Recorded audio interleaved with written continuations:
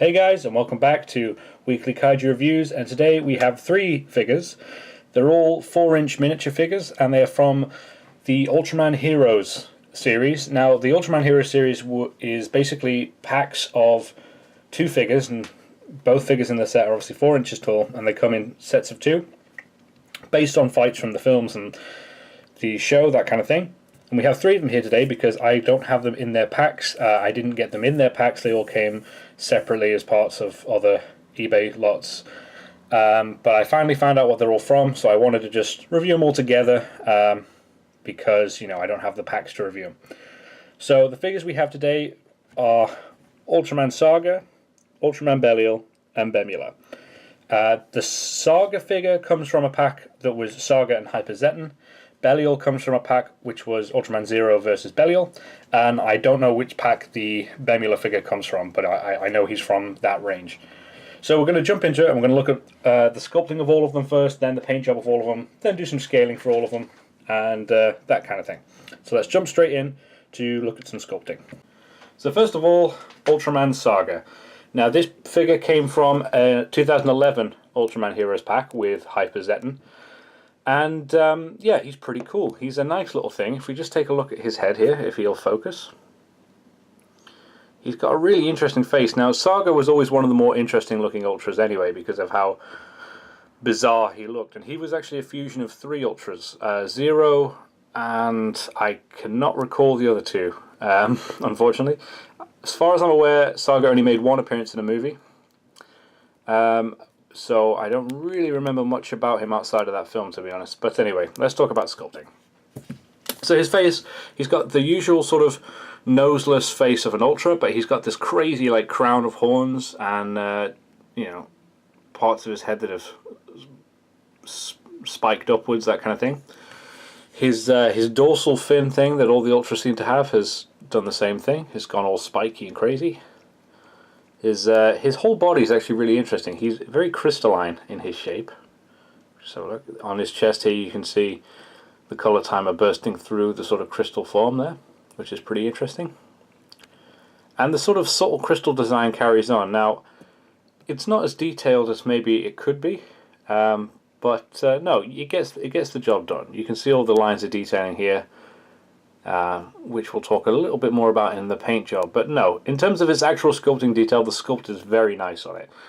It's done the job, and for something that's only 4 inches, I think it's captured it pretty well. Okay, so next up we have my personal favorite character from the Ultraman universe. That is Ultraman Belial, and this is in his Rayonics form. So this is the same form that I reviewed last week in the bigger 6-inch version. But the sculpting is actually very, very good. Very similar, obviously, to his larger figure. And very similar kind of quality, really, in terms of the sculpting. Obviously a lot smaller, and the hands are different, and the arms are in a different shape. But the actual sculpt is very, very similar. And it's good to see something with the quality of a 6-inch figure on a 4-inch figure. If you just have a look at the head here. Teeth are really nicely etched. The whole head is nicely done. The eyes have got good definition. Then the ingrained red segments on his neck and that, all very nicely done. His color timer looks great. It's got his little 6-pack there. And yeah, it's just really, really nicely done. If we turn it around to the back, again, there's a lot of detailing. Some issues, obviously, that you've probably noticed, but I'll talk about that in paint. But no, overall, the sculpt's really great. And like the big figure, I'm really fond of his hands. Very nicely done. And obviously his head. I think you can't really have a Belial figure without a good head sculpt. So yeah, they've really done a good job with this little Belial here. Okay, so finally for sculpt, we'll talk about Bemular here. Yeah, it's pretty good. I've never had a 6-inch Bemular, so I can't really compare to bigger ones. I've had a few Gashapon Bemulars. But no, this seems to capture Bemular quite well. If we have a look at his face, you've got all of the doofy features of his face, his weird wobbly mouth and his teeth, and his fangs at the side there. The eyes are nicely done. The brow ridges that lead onto these sort of head spines are really nice. The underneath of his neck's pretty good. The spines on his back are alright. They're not as defined as I would like them to be. They're a bit soft looking. They should be spikier really, but no, it's okay, I suppose. The arms are nicely done, but are sadly one and the same with the body. I would have liked it maybe if the arms, maybe not necessarily articulated, but if the arms were, you know, separated a little bit, because that does let this figure down a little bit. They've caught the sort of crinkliness of his suit quite well. I've always liked that about Bemular, the fact that he's quite clearly a suit. Like they did, he's quite a poorly designed kaiju, but I've always liked how the stomach and chest area of the suit crinkles, and they've caught that quite well. And the skin texture, to be fair, is pretty decent on the front. Feet are quite nice for what they are. And yeah, overall, the sculpting's actually pretty good on Bemular. The arms let it down a bit, as does the back. But no, it's certainly not bad. It's just, you know, it's 4 inches, so you can't expect top quality stuff, I suppose. So going back to Saga, we'll start talking about paint. His head's really nicely painted. It's just like a pure silver with a bit of shading. And he's obviously got the gem colour timer thing in his head. The eyes are quite nicely done. If a little dull, they should be a little bit brighter, I think. But other than that, not too bad. Now the body is probably, the paint job is actually probably the most disappointing thing about this figure. As you can see here, the body's 2 separate types of vinyl. The arms and upper body are made of a blue-based vinyl, and the legs are red. Now they've painted the hands the same colour red as the vinyl, and they've matched it up quite well with the legs, so that's quite nice. But the detailing isn't great. They've just kind of slopped some silver on the front and on the shoulders there, and it doesn't look bad. It's just, it's not the detail that I would like to see on a figure like this. And they've put no paint detailing on the back at all, which is a real sort of cardinal sin for me. I really don't like it when they don't paint the back of figures, and this figure sadly is guilty of that, as well as not having any paint detailing on the legs. So there's not really a lot I can talk about with paint on this guy, because he doesn't have a lot of it, and what he does have is relatively distinctly average. So yeah, unfortunately the paint job really lets Saga down there, which is a shame. Now paint on Belial's really nice. It's sort of the same quality as the paint on the larger 6-inch figure, which is really good. You know, he's quite a simplistic design, so it's hard to sort of mess Belial up here. But yeah, the paint's really nice on the front. There doesn't seem to be much bleed at all. They've done it in all the right places. The color, the shade of red they've got is actually really spot on. It's not too orange. It's not too light. It's the nice blood red color. They have not painted the detailing on his feet, despite having sculpted it in. And like Saga, the biggest cardinal sin of this figure, no paint detailing on the back, and that's a real shame, because this little figure is really, really nice. And you see, they've sculpted all the detailing in the back, which is nice, nicely sculpted, but there's just no paint, and that's a real shame, because it, again, like Saga, really lets this little Belial figure down. This Belial could be fantastic, but especially for the size, but with such laziness with the paint job and not bothering to paint the back is very disappointing. And I don't know why they did that, because it doesn't seem like it would take that much more, especially when you're doing these 2 in packs. So I can only assume the Zero that came with this and the Baltan that came with Saga, I can only assume that there's no paint on their backs either, which is a real shame. And I always hate it. I can understand it a little bit more with 4-inch figures, because obviously they're lower quality and you have to do them cheaper, but it's still disappointing. It's not quite as disappointing when a 6-inch figure does it, but it's still pretty disappointing for me. So yeah, the paint lets Belial down like it does with Saga, to be honest. Okay, so finally with paint, we'll talk about Bemular here. And Bemular's pretty good. The paint, he's not the right colour, I'll go ahead and say. Bemular's meant to sort of be a lighter brown, more of a creamy colour. But the paint they've done is actually quite nice, albeit slightly wrong. The paint, his base vinyl seems to be this brown colour from what I can gather. It's sort of, you know, this sort of brown on his feet here that's all over his body. And it's been shaded and highlighted in various colours. As you can see, starting at the top of the head and running down his back, we have a sort of metallic blue, which I don't really know where they got that from, but it looks nice. You know, Bemular never had that, but it looks pretty decent, I guess. His front has kind of been accented with the sort of lighter goldy colour that Bemular should be, so that's interesting. And it's quite nice, and there's not a lot of bleed, and it, despite being, you know, the wrong colour, it's nicely painted, and the detailing, especially on the face, is nicely done. With the mouth and the eyes and that, it's all really nicely done, and this figure doesn't suffer from having no paint on its back.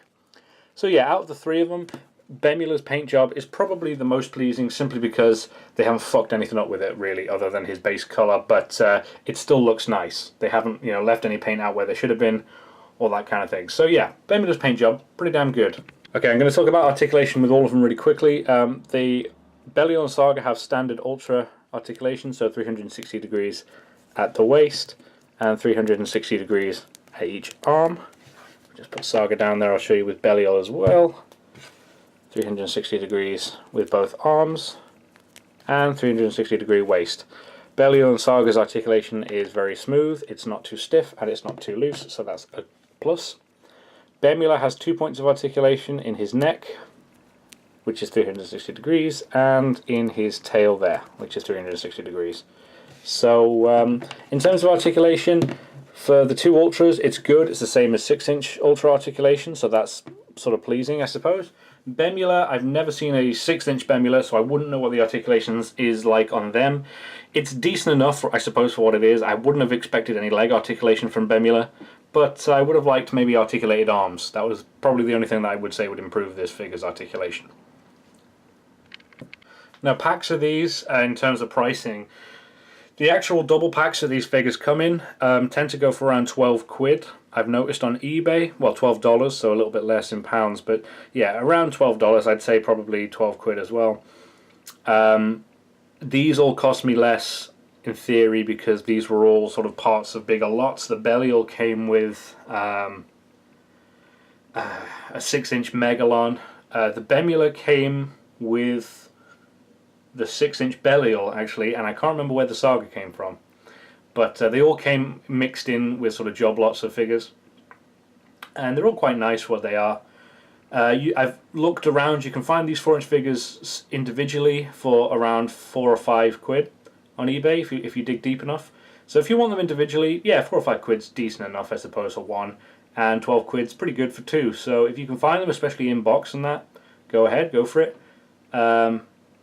And yeah, I think that's a decent pricing. I don't think you'll find them for much more than that. So yeah, I think the pricing's really quite reasonable.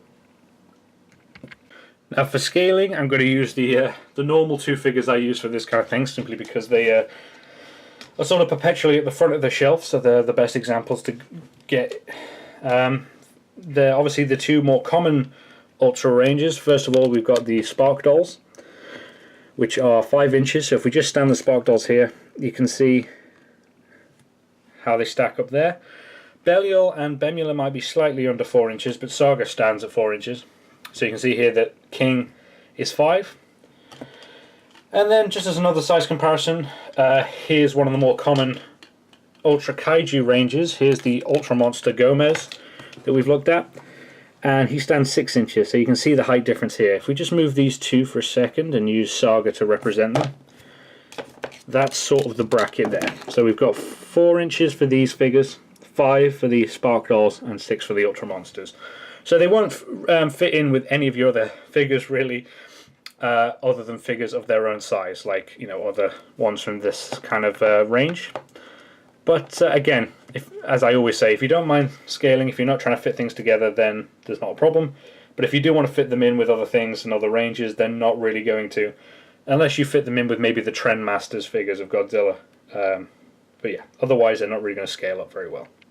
What would I make of these figures overall then? Well, I really like them. I think the sculpting is really nice for the size of them, and the paint on the front at least is very, very good.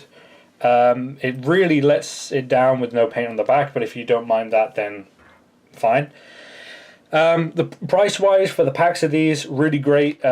If you want to buy them in the sets, there's quite a lot of range. There's seems to be packs from Mebius and Nexus to the Zero movies to classic ranges, that kind of thing. So there seems to be quite a lot of choice in terms of these sets. And yeah, they're nice. They're really good quality for what they are, and they're cheap. That's the key thing here, they're cheap. So if you want to build up your collection of Ultraman figures a little bit more without spending a lot of money, this is definitely the way to go. My only real gripe, as I said, is the paint on the back. Now, you probably have a bunch of these figures already. If you're anything like me, I've never intentionally bought one of these. They just keep cropping up in job lots. So if you're a collector who buys job lots, you've probably stumbled across some of these. They seem to be relatively common in that kind of scenario. So yeah, they're not difficult to find. So if this video has tickled your fancy and you like the look of them, I would definitely say seek them out, because they are definitely worth a look. So thanks guys, this has been Shodai Erisu and the Ultra Heroes sort of miscellaneous figures from that series. And I hope to see you guys soon. There'll be some filler content up on this channel in the next couple of days, maybe even before this review goes up. But yeah, I'm going to be trying to do a bit more filler content between reviews to keep things a little bit fresh. So stay tuned guys, and as always, thanks. Like, comment, and subscribe if you can, but no worries if you don't want to. And I'll see you guys next time.